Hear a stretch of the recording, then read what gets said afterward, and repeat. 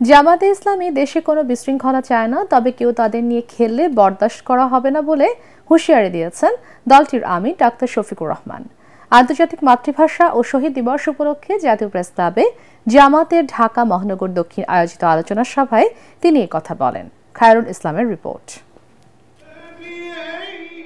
আন্তর্জাতিক মাতৃভাষা ও শহীদ দিবস উপলক্ষে সারা দেশে বিভিন্ন কর্মসূচি পালন করেছে জামায়াতে ইসলামী।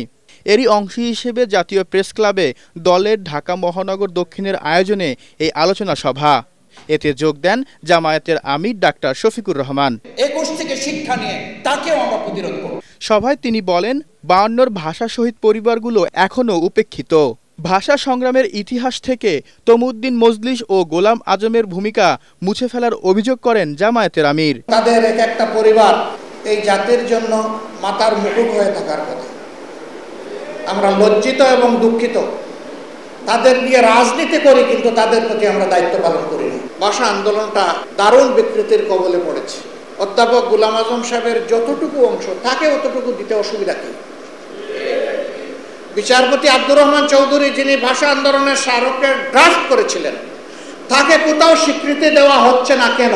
তমদ্দুন মজলিস নামের যে সংগঠন এই আন্দোলনের সূচনা করলো, তারা ইতিহাস থেকে বিলীন কেন?